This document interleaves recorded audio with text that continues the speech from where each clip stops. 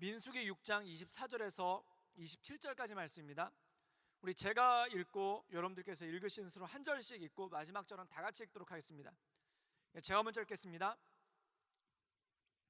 여호와는 내게 복을 주시고 너를 지키시기를 원하며 여호와는 그의 얼굴을 내게 비추사 은혜 베푸시기를 원하며 여호와는 그 얼굴을 내게로 향하여 드사 평강 주시기를 원하노라 할지니라 하라. 다 같이 읽겠습니다.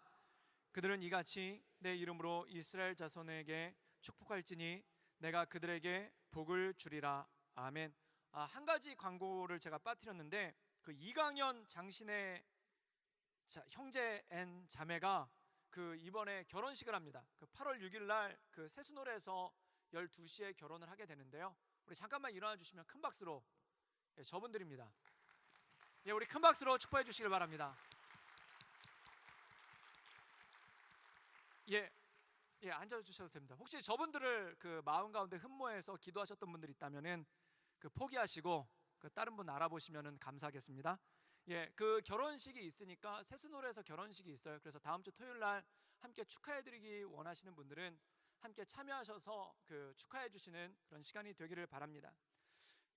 이번에 청년부 수련회를 하면서 Q&A 시간을 가졌죠. 묻고 답하는 그러한 순서의 시간을 가졌었는데 그때 굉장히 재밌는 질문이 하나 나왔습니다. 그 질문이 뭐냐면은 호주의 시급은 1시간 일했을 때 받는 최저 시급이 17.5불이라고 합니다. 맞습니까?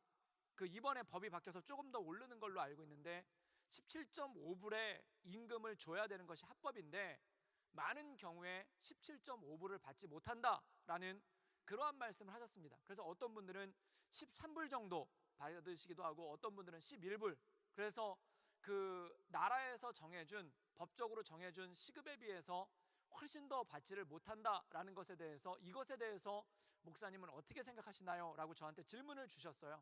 그래서 그것에 대해서 참여하신 분들이 말씀을 나눴는데 제가 이 질문을 받고 나서 궁금했습니다.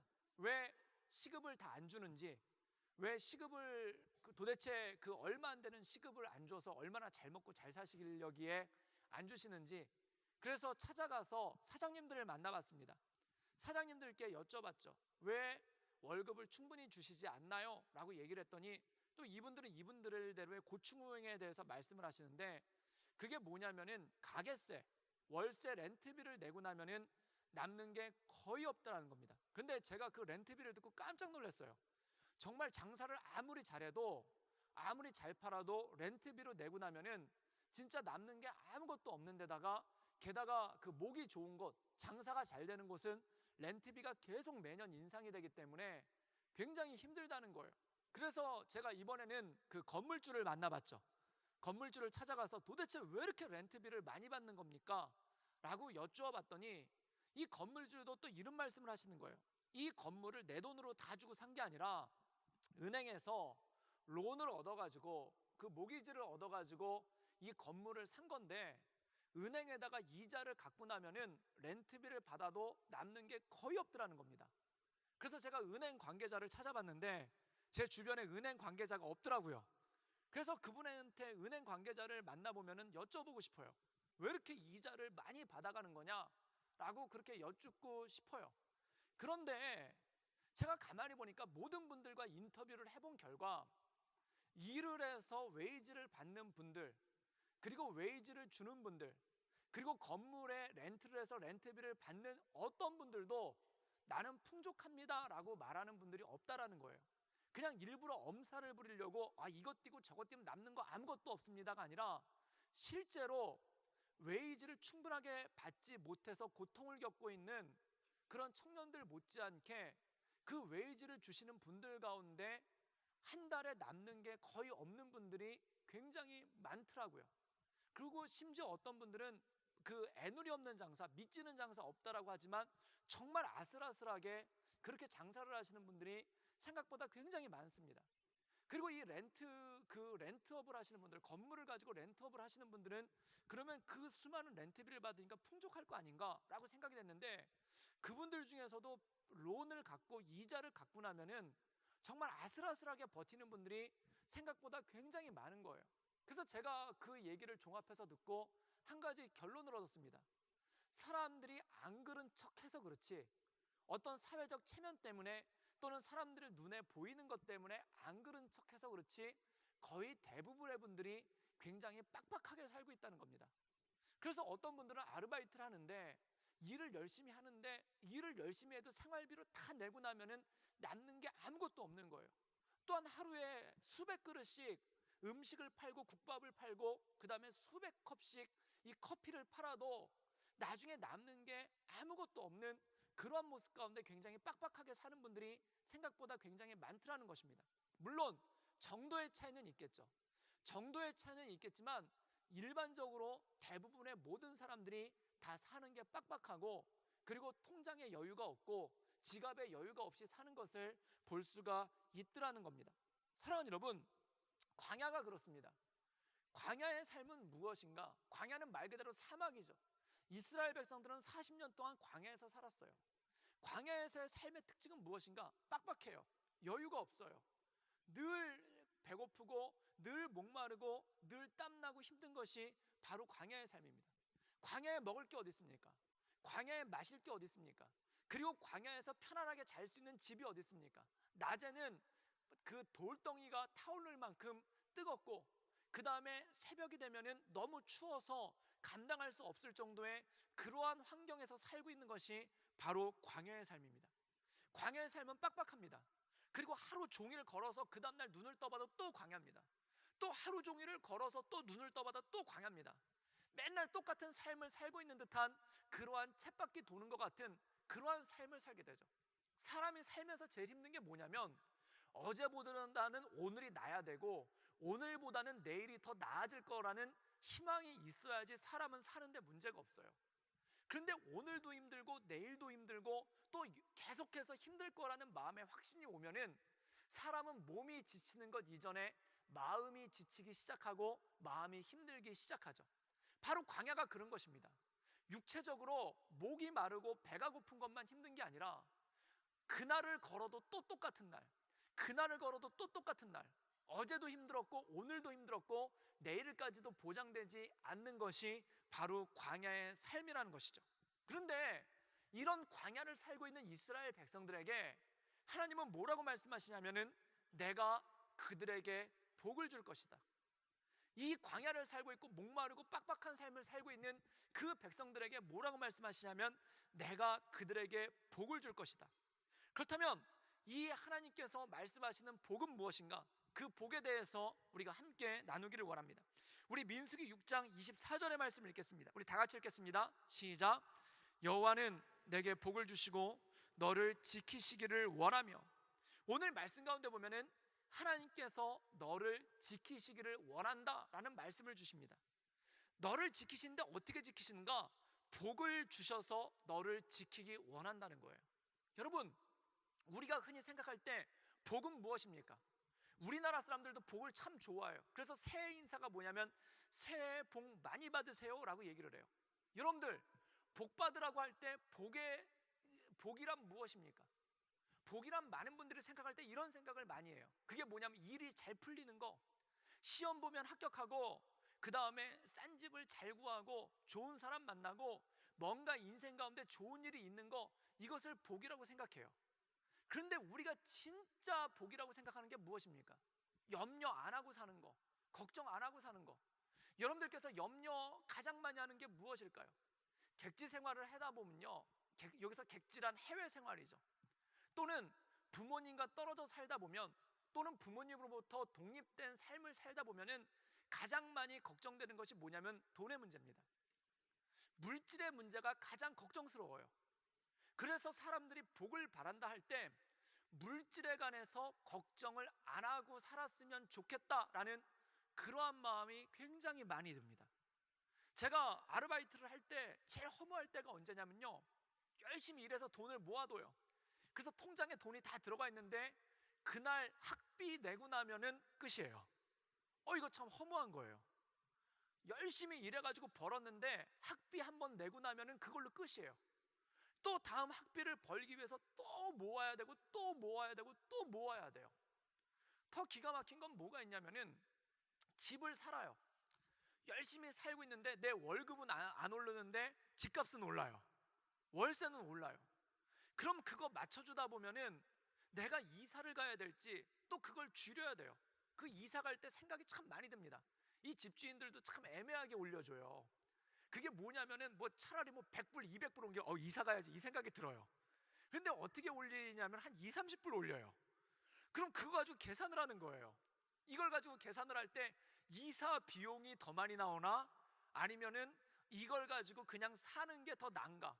그래서 그걸 갖다 계산을 해봐서 이사 비용 이렇게 되고 저렇게 되고 그래서 이사하는 것보다 그냥 사는 게 그냥 마찬가지겠다. 그러면 또 거기서부터 또 갈등이 나오는 거예요. 또 누가 또 집을 알아봐 주는데 뭐 굉장히 싸게 나온 집이 있어요.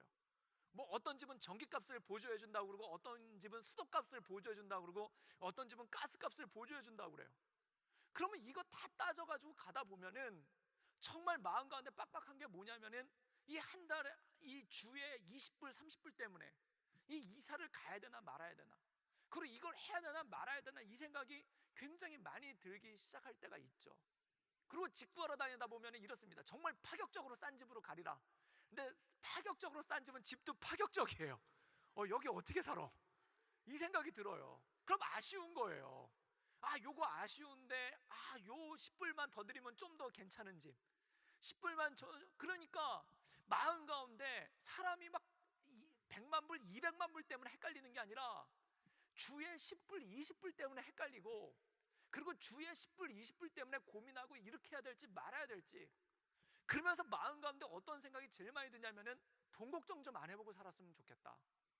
돈 걱정 좀 안 해보고 살았으면 좋겠다. 그리고 좀 더 나가서 좀 편안하게 돈을 써보면서 살았으면 좋겠다. 이런 생각이 굉장히 많이 들어요. 그래서 청년들이 가장 좋아하는 이상형은 누구냐면 젊은 부자입니다. 젊은데 부자예요. 세상에 젊은 부자는 둘밖에 없어요. 첫 번째 연예인. 연예인들은 젊은데 부자예요. 그것도 10만 명 중에 한두 명. 영화 배우 10,000명이랑 그 중에 한 명 젊은데 부자 돼요. 그럼 그것을 꿈꾸게 돼요. 또 젊은데 부자는 뭐냐면 재벌 2세예요. 그래서 사람들이 재벌 2세는 20살밖에 안 됐는데 걔는 입사할 때부터 실장님으로 입사해요. 회사 가자마자 실장님이에요. 그리고 승진도 빨라요. 그럴 때 그런 거 보니까 텔레비전에서 늘 드라마 보면 그래서 꼭 안 빠지고 나오는 게 재벌 2세입니다. 그리고 연예인에 대해서 나와요. 왜 그러냐면 사람들이 그걸 동경하는 거예요. 돈 걱정 좀 안 해보고 살 수는 없을까? 돈에 대해서 압박받지 않고 살아볼 수는 없을까? 좀 돈을 편안하게 써볼 수는 없을까? 어디 가서 밥을 먹더라도 1불 2불 때문에 쩔쩔매지 않고는 살 수는 없을까? 이것 때문에 사람들 마음에 고민이 있다는 거예요. 그래서 사람들이 제일 원하는 복이 뭐냐면은 젊어서 부자가 되는 겁니다. 돈이 많이 생기는 거예요.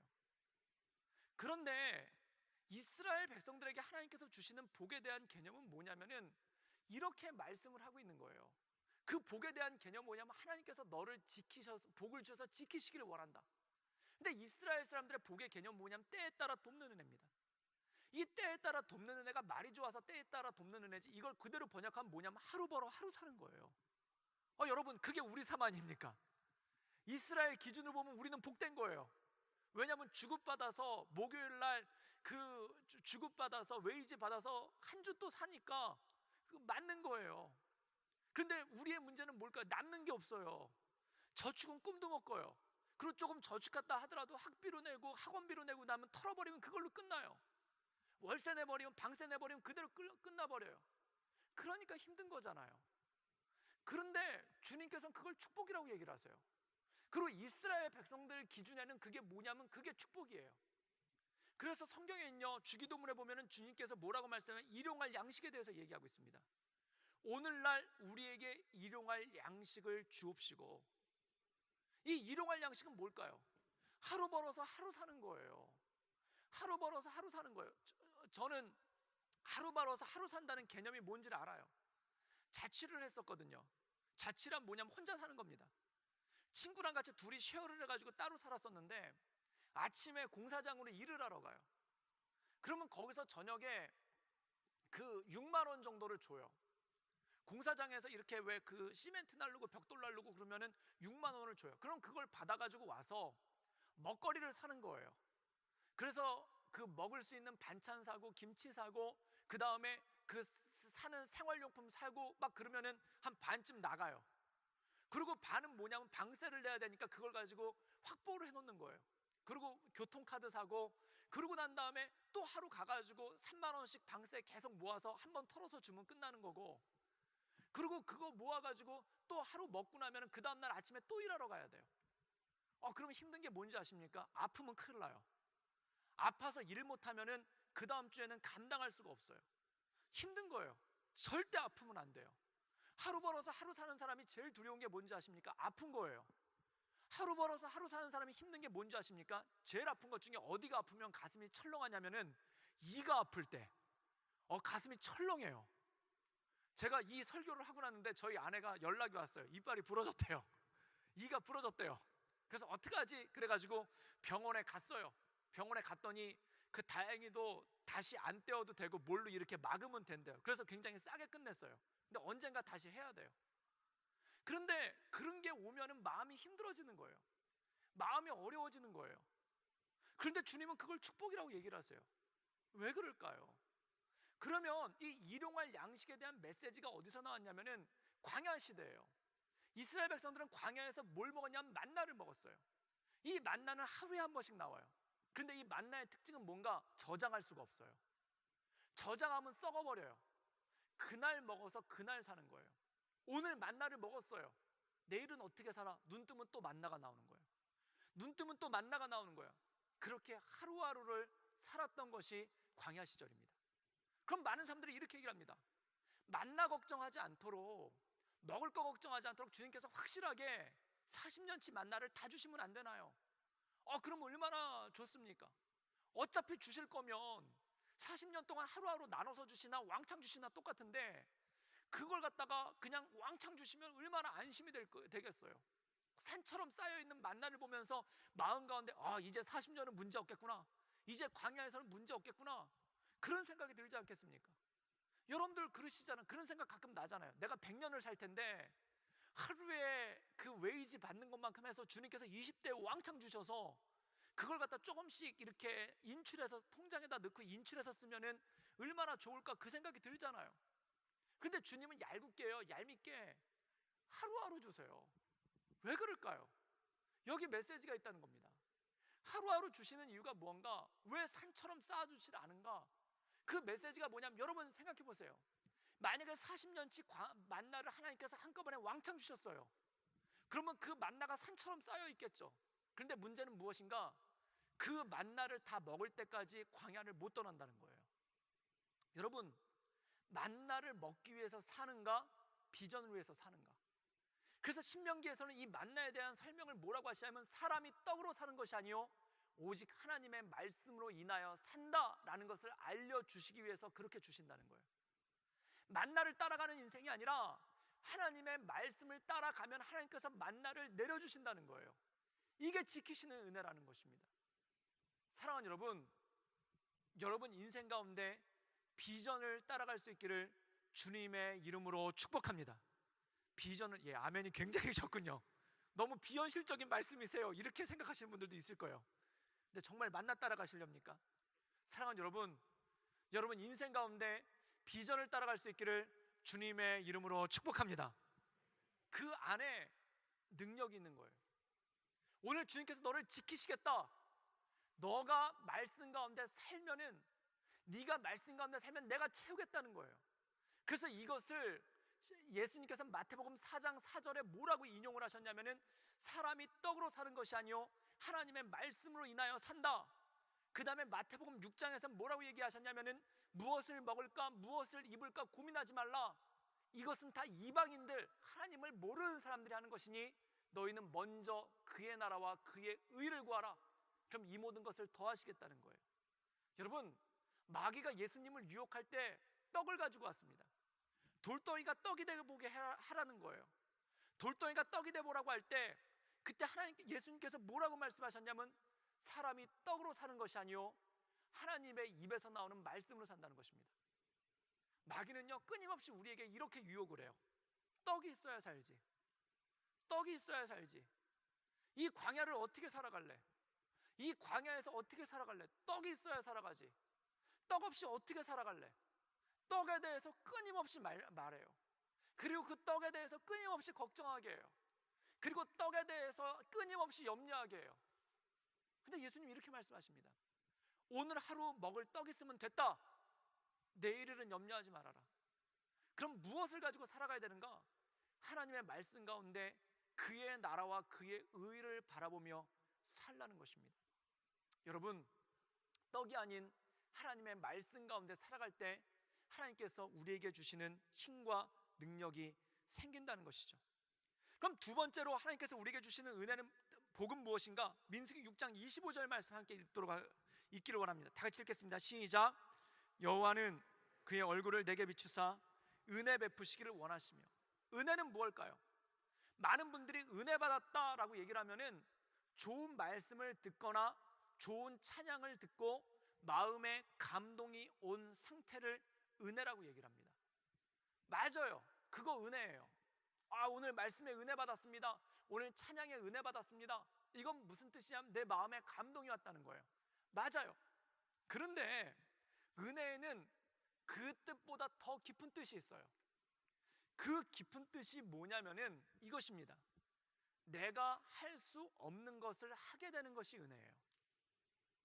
내가 할 수 없는 것을 하게 되는 게 은혜예요. 내가 할 수 없는 것을 하게 된다는 건 뭘까요? 우리의 힘으로는 구원받을 수 없어요. 그런데 예수 그리스도의 십자가의 은혜로 말미암아 구원받은 거예요. 내가 할 수 없는 것을 하게 돼요. 그것이 은혜예요. 제가 가만히 보니까 사람은 경험이 쌓일수록 노련해져요. 그리고 경험이 쌓일수록 많이 알게 돼요. 그런데 문제는 뭐냐면 경험이 쌓일수록 사람이 소심해진다는 겁니다. 꿈을 잃어버려요.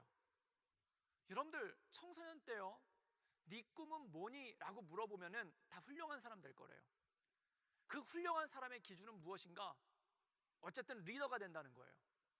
과학자가 되든 뭐가 되든 정말 그 분야에 대해서 가장 뛰어난 사람이 한번 돼보겠다는 거예요. 고등학교 1학년 하이스쿨 학생들한테 한번 물어봐요. 너 대학 어디 갈래? 그러면 이름 들을 만한 좋은 대학 얘기는 다 해요. 한국에서 물어봤어요. 너 어디 대학 갈래? 서울대요. 다른 데서 물어봤어요. 너 어디 갈래? 하버드요.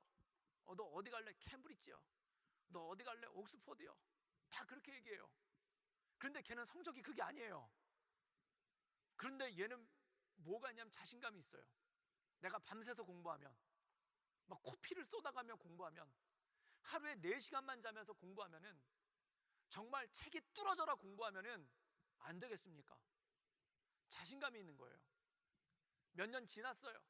만났어요. 너 대학은 어떻게 할래? 그냥 어디든 갔으면 좋겠어요. 그래요. 그리고 좀 더 지나잖아요. 굉장히 신앙적이 돼요. 예수님 빨리 오셨으면 좋겠어요. 그 얘기를 해요. 마라나타의 신앙이 돼요. 왜 그럴까요? 경험을 해보니까 쉽지가 않구나, 이걸 느끼는 거예요. 경험을 해보니까 만만치가 않구나, 이걸 느끼는 거예요. 해보니까 안 되는구나, 이걸 느끼는 거예요. 그럼 그 다음부터 어떤 일이 생기는가? 아예 꿈을 안 꿔요. 만약에 여기 계신 분들에게 여러분들 열심히 노력해서 하버드 대학 가기를 주님의 이름으로 축복합니다 라고 얘기를 하면은, 목사님 정신 차리세요, 이렇게 얘기할 거예요. 저는 안 돼요.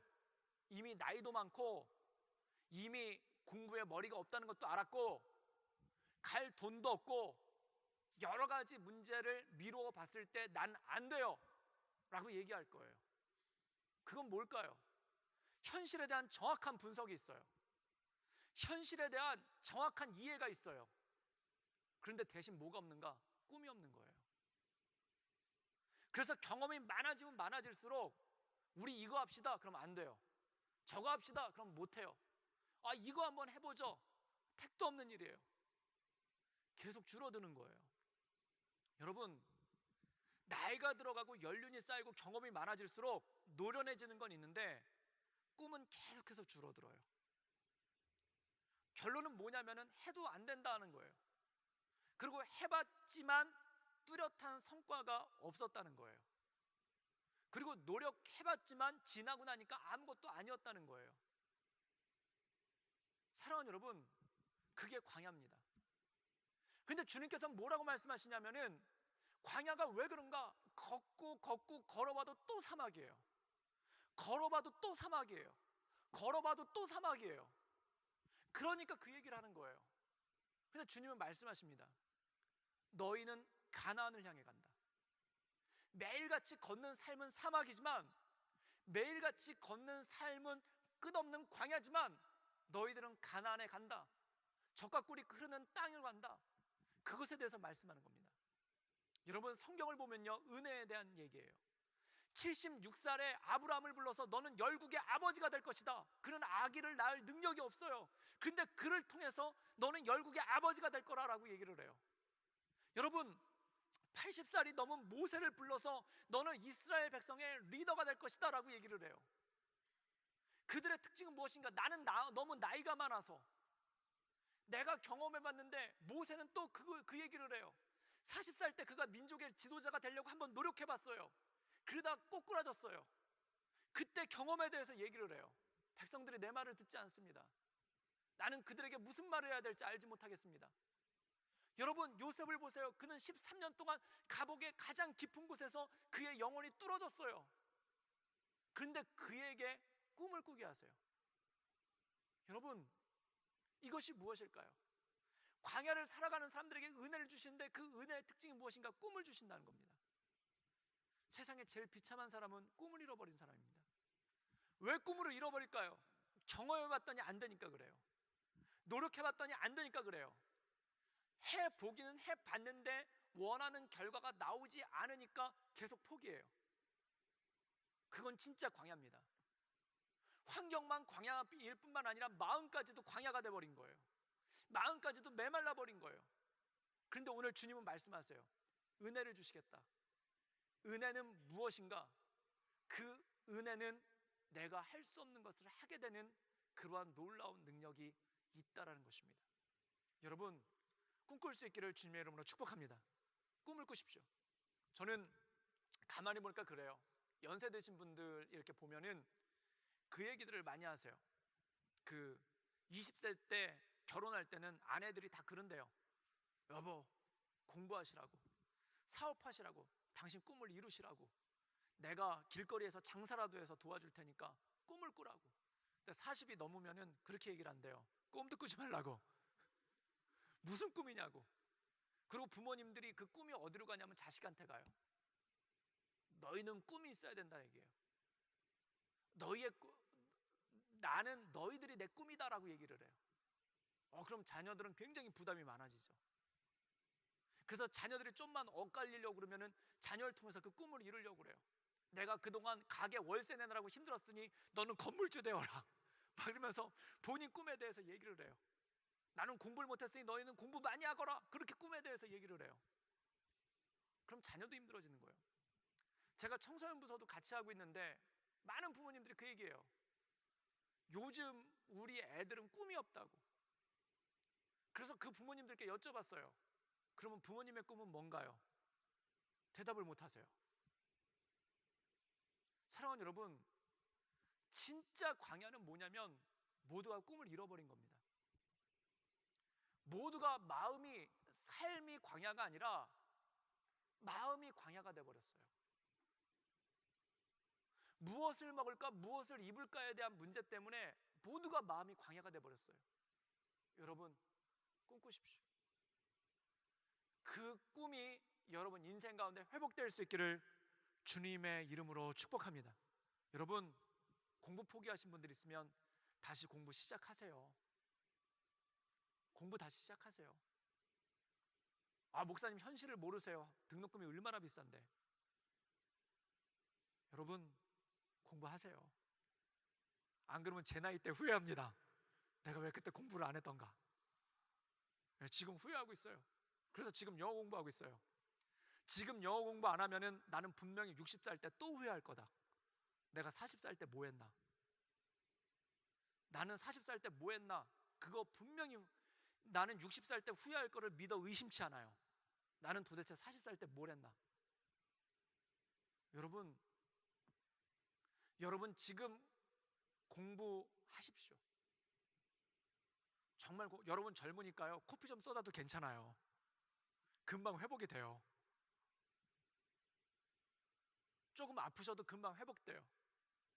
그런데 꿈을 놓지 마십시오. 공부 계속 하세요. 그리고 조금 웨이지가 작더라도 여러분들께서 일하시기 원하는 분야에 대해서 계속 어플라이 하세요. 그리고 조금 더 힘들고 안락하지 않을지라도 그것에 대해서 도전하세요. 그것이 바로 꿈입니다. 그 꿈이 광야를 관통하게 하는 능력입니다. 마지막 주님께서 주시기 원하는 것이 있어요. 우리 26절 읽을까요? 시작. 여호와는 그 얼굴을 내게로 향하여 드사 평강 주시기를 원하노라 할지니라. 평강은 뭘까요? 어떤 분들은 평강에 대해서 이렇게 얘기를 해요. 아무 일도 생기지 않는 걸 평강이라고 그래요.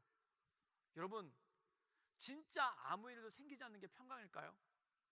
어떤 분은 이래요. 요즘에 기도 뭐 하세요? 기도 안 해요. 왜냐하면 기도 제목이 없어서 그래요. 제가 보니까 청년들은 새벽 예배 절대 안 나옵니다. 뭐 절대란 말까지 붙이긴 뭐하지만 웬만해선 새벽 예배 안 나옵니다. 근데 몇몇 청년들이 새벽 예배에 막 나와요. 그럼 제가 걱정이 돼요. 쟤 무슨 일이 있는 거지? 게다가 막 새벽 예배에서 울기까지 해요. 그럼 물어봐요. 헤어졌니? 주로 그거예요. 주로 90%예요.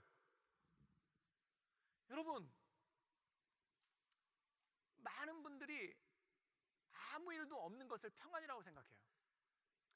아무 일도 생기지 않는 것을 평강이라고 생각해요. 그런데 아무 일도 생기지 않으면 사람은 지루해져요. 아무 일도 생기지 않으면 사람은 힘들어져요. 그래서 어떤 분들은 여기서 영주권 받을 것 다 받고 시민권 받을 것 다 받은 분들의 자녀들은 이렇게 얘기해요. 재미없는 천국이 호주라고. 천국이래요. 경치도 좋고 다 좋아요. 그런데 재미가 없대요. 그래서 한국을 뭐라고 얘기하면 재미있는 지옥이래요. 그래서 우리는 지옥으로 갑니다. 재미있는 지옥으로 갑니다. 그렇게 얘기를 해요. 여러분 그러면 진짜 평강은 뭔가?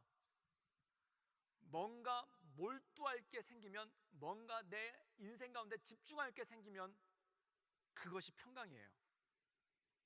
요즘 많은 사람들이 포켓몬 고에 열광이에요. 그래서 한국의 속초에만 포켓몬 고가 뜬다고 그래가지고 거기로 사람들이 아우리치를 가요. 그래서 속초가요 그것 때문에 자기 동네 이름을 바꿨어요. 속초 가로치고 뭐라고 붙였냐면은 주머니 괴물이 가는 곳. 왜냐면 포켓몬 고가 아직 닌텐도한테 협약을 못 얻어서 로열티에 걸린대요. 그래서 그걸 한글로 그대로 번역을 한 거예요. 주머니 괴물이 사는 곳 이래가지고 속초로 오세요. 주머니 괴물들이 살고 있는 속초로 오세요. 그렇게 광고를 한다는 거예요. 여러분 제가 거기 가보고 난 다음에 보니까 호주의 그 포켓몬고의 성지는 그 로즈예요. 로즈. 거기 심지어 새벽에 가봤더니 새벽 예배 드리시는 분들도 있어요. 철야 예배도 드려요. 정말 사람들이 버글버글해요. 그것만으로도 구경거리더라고요. 왜 그렇게 할까요? 그래가지고 제가 이렇게 또 읽어봤더니 그 고마워요 포켓몬 고 그래가지고 어떤 막 간증도 올라와 있어요. 그 간증이 뭐냐면은 우리 애가 5년 동안 방에서 밖으로 나가질 않았어요. 일본명으로 오타쿠, 그 한국어 번역해서 오덕후, 그리고 영어로 하면 마니아라고 해야 될까요? 집에서 게임하느라고 나가질 않았대요. 근데 얘가 엄마 속초 다녀올게요 그러면서 갔더라는 거예요. 포켓몬을 잡기 위해서. 그래서 우리 아이가 드디어 집 밖으로 나갔어요. 막 이런 감동 수기. 그 다음에 전에 온라인 채팅으로만 사람들과 얘기하던 애가 포켓몬 고를 하면서 거기서 어디서 잡으셨어요? 막 이러면서 대화를 한다는 거예요. 그래서 그 수기가 올라와요. 근데 제가 그걸 보면서 사람들은 뭘 원하냐면은 뭔가 몰두할 거를 원해요. 정말 뭔가에 한번 빠져볼 거. 밤새도록 해도 피곤하지 않고 밤새도록 해도 졸려오지 않은 그런 것들에 대해서 몰두할 거를 와요. 근데 사람은 어디서 행복을 느끼냐면요, 그 몰두하는 곳에서 행복이 와요. 뭔가 밤을 새도 밥은 안 먹어도 잠을 안 자도 피곤하지 않을 만한 피곤해도 잠깐만 자고 일어나서 이거 또 해봐야지라고 뭔가 몰두할 것이 있다면 그 사람은 행복해요. 여러분, 왜 연애하면 행복한 줄 아십니까? 헤어졌는데 또 보고 싶어요. 전화 끊었는데 또 만나고 싶어요. 그래서 행복한 거예요. 뭔가 몰두할 것이 생기는 거, 뭔가 쳐다볼 것이 생기는 거, 뭔가 내 인생의 모든 걸 들을 것이 있을 때 그때 사람은 평강이 와요. 그리고 안심하기 시작해요. 사랑하는 여러분, 근데 중요한 건 이것입니다. 몰두란 무엇인가? 광야의 어려움을 잊게 만들어요. 저는 운동을 꼭 해야 돼요. 그 이유가 뭐냐, 운동을 좋아해서뿐만 아니라 신체 구조상 운동을 꼭 해야 돼요. 그래야 살아요. 제가 35살 때까지 몸무게가 85kg였었습니다. 그래서 그때 굉장히 몸도 튼튼하고, 그리고 씨름하라는 제의도 많이 받았었어요. 다리가 굵어가지고 제 종아리 보고 놀라신 분들 굉장히 많아요. 종아리가 엄청나게 두꺼워요. 그래서 씨름이나 유도를 해야 될 그런 종아리라고들 얘기를 해요. 그리고 35살 때까지 몸이 굉장히 좋았어요. 그런데 한번 아프고 난 다음에 그 몸무게가 그때 20kg가 쫙 빠졌어요. 그래서 85로 있다가 석 달 만에 65kg가 됐어요. 그러고 나서 몸이 이제 유지가 안 되니까 운동을 해야 돼요. 운동을 하지 않으면은 제가 조금만 잘 먹어도 살이 금방 쪄요. 그리고 당뇨랑 고혈압이 있어가지고 이게 나이 든 티가 나는 거예요. 당뇨랑 고혈압이 있어가지고 일단 허리 사이즈가 늘어나면은 몸에 이상 신호가 와요. 그래서 절대 살이 쪄서도 안 되고, 그래서 운동을 해야 돼요. 근데 여러분, 운동이요 정말 힘들어요. 일단 시간을 내기도 힘들고, 그래서 트레드밀을 꼭 뛰거든요. 그럼 트레드밀을 뛸 때 그냥 뛰면은 보통 5km 정도를 뛰어요. 하루에 매일같이 5km를 뛰어요. 얼마 전에 발을 다쳤어가지고 한 2주 못했더니 또 살이 금방 찌더라고요. 그래가지고 트레드밀을 갖다가 5km를 매일같이 뛰거나 걷거나 하여튼 기어서라도 5km를 다녀야 돼요. 그렇게 늘 뛰는데, 이게 트레드밀에서 하면 제가 트레드밀을 뛰면서 이거 무슨 다람쥐 쳇바퀴 도는 것도 아니고 이거 뭔가, 그래가지고 걷다가 꼭 뭘 놓고 뜨냐면은 영화를 봐요. 그래서 영화를 보는데, 이제 영화가 볼 걸 다 보고 끝났으면은 이제는 뭘 보기 시작하면, 제가 게임을 좋아하니까 또 이 게임 중계하는 프로그램이 있어요, 유튜브에. 그럼 임요한 대전 이런 거, 추억의 게임 보면서 잘 싸워 막 이러면서 게임 보면서 떠요. 그런데 가만히 보니까 뭔가 몰두할 게 생기면은 뛰는 게 지루하지 않아요. 뭔가 몰두할 것이 생기면은 뛰는 것 자체가 힘들지 않아요. 몰두할 것이 있다는 것은 그 사람 인생 가운데 굉장한 평강을 줍니다. 그럼 무엇에 몰두할 것인가?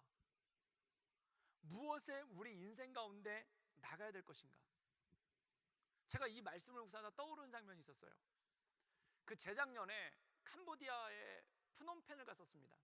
그때 청년들한테 어떤 프로그램을 제의를 했냐면은, 프놈펜 대학을 카페를 빌려서 학생들을 초대해보자. 그건 제가 처음 해본 거예요. 처음 시도해본 거예요. 그래가지고 학생들을 초대를 해보자. 저 여태까지는 그런 아우리치를 해본 적이 없었어요.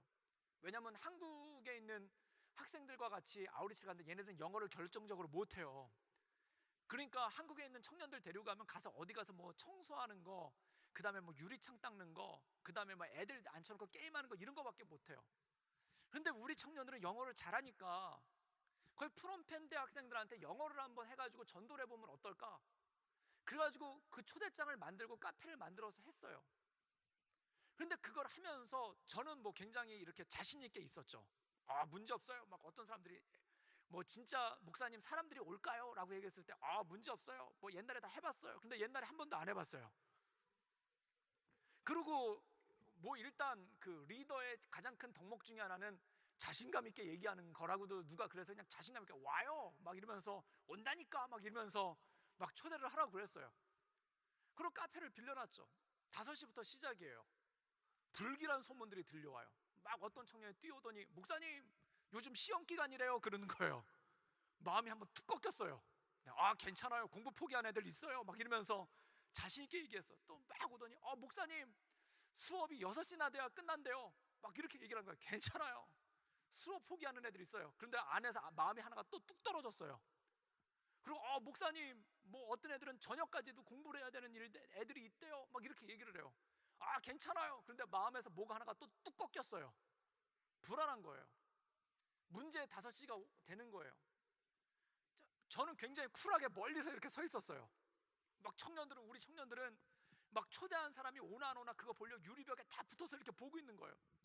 그리고 누가 얘기를 해요. 목사님 안 와요? 막 이래요. 그때 제 마음은 또 뚝 떨어졌어요. 괜찮아요, 올 거예요. 말은 그렇게 했지만. 그리고 시간이 다가오는데 진짜 안 오고 있는 거예요. 그래서 밖에서 이렇게 팔짱을 끼면서 이렇게 그 유리창에 붙어가지고 왜 안 와? 이러고 있으면 너무 없어 보이니까, 그래도 사람은 죽어도 있어 보여야 돼요. 그래서 그 뒤에서 괜찮아요 막 이러면서 없으면 없는 대로 하지 뭐 이렇게 괜찮은데, 이미 제 속은 안 괜찮았어요. 막 마음이 막 난도질이 된 거야. 그러면서 속으로 이런 생각을 했어요. 내가 이 짓을 왜 했을까? 내가 이걸 왜 했을까? 내가 이걸 왜 하자고 그랬을까? 그때만큼 저를 저주하고 저를 대해서 막 원망해 본 적이 없어요. 그게 4시 30분경 30분 남겨놓고 그때 제일 밑바닥으로 내려가 있는 거예요. 내가 이걸 왜 하자고 했을까? 그냥 평소에 하던 대로 가가지고 청소하고, 평소에 하던 대로 익숙한 대로 가가지고 뭐 삽질하고, 평소에 익숙한 대로 애들 모아가지고 어디 고아원 같은 데 가서 놀면 되지, 내가 이걸 왜 하자고 그랬을까? 분명히 그거에서도 충분히 은혜들 받았을 텐데 내가 이걸 왜 하자고 그랬을까? 그 마음에 이 절망감이 막 와가지고 나는 입이 방정이고 괜히 안 하던 거 하려고 해서 이게 방정이고 이게 문제야 막 그러면서 3시 30분 경우에 제가 느껴요. 이렇게 볼이 초췌해지기 시작하고, 전 그런 화장실을 굉장히 자주 가요. 그런데 좀 있다가 막 소식이 들린 거예요. 목사님 왔어요 그러는 거예요. 진짜 막 오는데 누가 오토바이를 타고 나타났어요. 또 좀 있다 왔어요. 그런데 또 오는 거예요. 그래가지고 첫 집회 때 50명 정도가 왔었어요. 그때 그거 가는 걸 바라보면서 2다리를 무릎을 꿇었어요. 내 다시는 안 해. 그리고 호텔방에 와서 곰곰이 생각해 보는 거예요. 내년에도 한 번 더 해볼까? 그래서 그 후에는 이틀을 잡았어요. 그리고 또 마찬가지죠. 또 거기서 가지고 애들 시험 기간이래요 막 이러면은 또 마음에 하나가 뭐가 또 뚝 떨어져요. 그리고 또 창문에 붙어 있으면서 뭐 안 와요. 그런데 나중에 토탈 인원을 계산해보니까 80몇 명이 왔었더라고요. 첫날 90몇 명이고 둘째 날 80몇 명 왔었더라고요. 그런데 제가 그거를 하면서 느끼는 게 뭐냐면은 이런 거예요. 성경 말씀을 읽으면 이런 말씀이 있습니다. 소가 없으면은 소 밥그릇은 깨끗하겠지만 소를 통해서 얻는 것은 굉장히 많을 거라는 거예요. 이게 성경 잠언의 지혜서입니다. 제가 이번에 합창자를 준비해요. 전 여태까지 이런 거 한 번도 해본 적이 없어요. 여태까지 청년사역 13년 동안 더보이스 이래가지고 이런 거 해본 적이 한 번도 없어요. 되게 경험 많은 것처럼 원래 이건 잘 될 거예요. 그런데 정말 해본 적 없어요. 초조해요. 그래가지고 리더십들이 와가지고 합창 안 될 것 같아요. 그러면 마음이 하나 뚝 떨어져요. 근데 겉으로는 얘기해요. 괜찮아. 시간이 약이야. 당일날 연습하는 것도 충분해. 목사님 스트라스필드가 너무 멀어가지고 애들이 안 온대요. 그러면 마음에서 뭐가 하나 또 뚝 부러져요. 근데 또 웃으면서 얘기해요. 괜찮아. 아마 다음 주쯤 되면은 제가 피골이 상접해 있을 거예요. 그리고 저는 믿어 의심치 않아요. 후회할 거라는 걸. 그리고 내가 왜 이걸 하자고 그랬을까? 그냥 평범하게 예배 잘 드리지 내가 이걸 왜 하자고 그랬을까? 그러면서 막 벽을 치면서 나는 이래서 문제야 막 그럴 거예요. 저희가 다음 주쯤 분명히 그럴 거예요. 믿어 의심치 않아요. 그런데 14일 날 저녁 때쯤에 이 생각을 하게 될 거예요. 내년에 한 번 더 할까? 저는 그걸 믿어 의심치 않아요. 여러분, 편하고자 한다면, 정말 편하고자 한다면 어떻게 편할 수 있겠습니까? 모든 사람들이 편하고자 애쓰지만 좀 더 눕자, 좀 더 졸자, 좀 더 걱정하지 말자, 좀 더 염려하지 말자, 좀 더 신경 쓰지 말자, 좀 더 고달프지 말자, 좀 더 귀찮지 말자, 모두가 그거를 원해요. 근데 잠언은 이렇게 얘기합니다. 그거를 뭐라고 얘기하면 게으르다라고 얘기를 해요. 그리고 좀 더 졸자, 좀 더 눕지 않은 자들에게 가난이 도적과 같이 올 거라고 얘기를 해요. 이 도적은 뭐냐면 마음의 도적이 삶의 도적일 뿐만 아니라 마음의 도적인 거예요. 여러분, 우리 삶 가운데 진정한 평강은 뭘까요? 진정한 평강은 정말 아무 일도 안 일어나는 것이겠습니까? 정말 아무것도 귀찮지 않은 것이겠습니까? 정말 아무것도 신경 쓸 일이 눈꼽만치도 없는 것이, 그것이 진짜 평강이겠습니까? 저는 평강을 이렇게 생각합니다. 숨 막히게 달려보는 거, 가슴 터지게 한번 달려보는 거, 정말 가슴 터지게 한번 뭔가에 몰두해서 그 뭔가에 몰두하는 것이 포켓몬을 잡는 것뿐만 아니라 정말 가슴 터지게 뭔가에 내 삶을 집중해보고, 정말 가슴 터지게 그것 때문에 절망도 해보고, 그것 때문에 나락으로 떨어져보고, 그것 때문에 실망도 해보고 하면서도 놓치지 못할 그것만을 붙잡고 갈 수 있는 그 뭔가가 있다면 그것이 평강이 아니겠습니까? 그것이 꿈이 아니겠습니까? 저는 우리 청년들이 꿈꿀 수 있기를 주님의 이름으로 축복합니다. 그게 꿈입니다. 여러분, 아무 일도 없는 게 평안이 아니에요. 아무 일도 안 생기는 게 평안이 아니에요. 내 인생에 진짜 몰두할 걸 가지고 나가는 거. 광야를 살 때 모든 백성들이 다 나가 넘어졌습니다. 이유가 뭘까요? 힘드니까요. 왜 이집트에서 나왔나요? 왜 걸어야 되나요? 왜 이렇게 빡빡하게 살아야 되나요? 그런데 거기서 가나안을 향해서 몰두했던 사람들이 있어요. 그게 누구인가? 모세예요. 여호수아예요. 그들은 우리는 광야를 향해 가야 됩니다. 홍해가 가로막고 있는데요. 요단강이 가로막고 있는데요. 여리고성이 가로막고 있는데요. 그런데 그들은 갑니다. 왜일까요? 그 비전에 몰두했기 때문입니다. 여러분, 인생은 한 번 삽니다. 젊음은 한 번입니다. 이 젊음에, 이 한 번 사는 인생 가운데 내 인생에 하나님께서 원하시고 사람들에게 거룩한 영향력을 미칠 수 있는 그 모든 것 하나에 몰두해 볼 수 있다면 그것이 얼마나 큰 축복이겠습니까? 저는 여러분들에게 그것이 있기를 주님의 이름으로 축복합니다. 저는 IELTS 시험 끝났어요. 그런데 그 전에 그 시험 보기 직전까지 제가 너무 아름다웠던 것 같아요. 정말 열심히 했어요. 여기다가 수첩에다가 단어 적어두고 청년들한테 던져주면서 야 물어봐봐. 그래가지고 막 물어보면은 쏘리를 연발했죠. 쏘리. 그리고 그 칼링포드 바티스트 처치에 할머니들이 가르쳐주는 영어 교실이 있어요. 거기 가가지고 할머니들이랑 신나게 얘기하고 무슨 말을 했는지, 그리고 정 안 되면 에너지 오스트레일리아와 텔스트라에 전화를 해서 커스터머 센터에 전화해서 Hello, I'm 정훈. 그러면서 그들한테 막 질문을 했어요. 그래가지고 거기서 너의 디테일을 얘기해봐라. 그럼 거기서 디테일 얘기했어요. 왜냐면 그게 IELTS 리스닝 테스트 섹션 1이에요. 그거 얘기하면서 거기서 일단 리스닝이랑 스피킹을 했어요. 그래서 에너지 오스트레일리아와 텔스트라는 단지 통신회사, 가스회사가 아니에요. 저한테는 영어 학원이기도 했어요. 그러면서 그들에게 설명했어요. 너무 고맙다고, 바쁜 시간 내줘서 너무 고맙다고, 이번에는 문제가 없는데도 전화했지만 다음에 문제 생기면 꼭 전화하겠다고.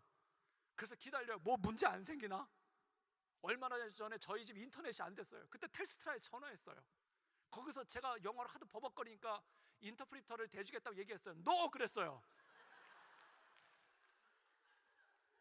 나에게 진짜 필요한 거는 너의 말을 듣는 거다, 얘기하는 거다. 인터프리터 필요 없다.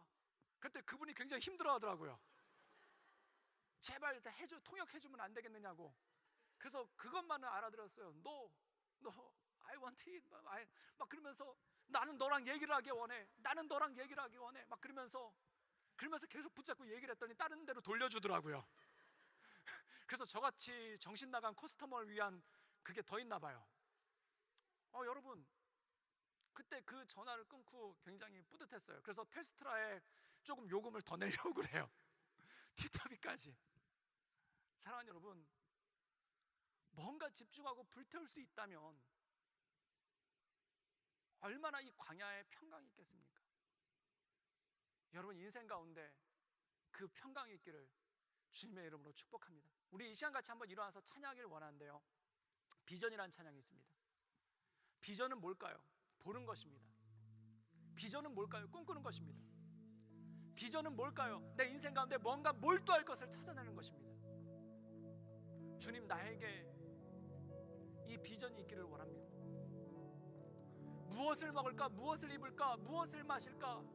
그 떡에 관한 것이 내 인생의 전부가 아니라 지금 어렵고 힘들지만 나를 불태워볼 만한 그 뭔가가 있기를 원합니다.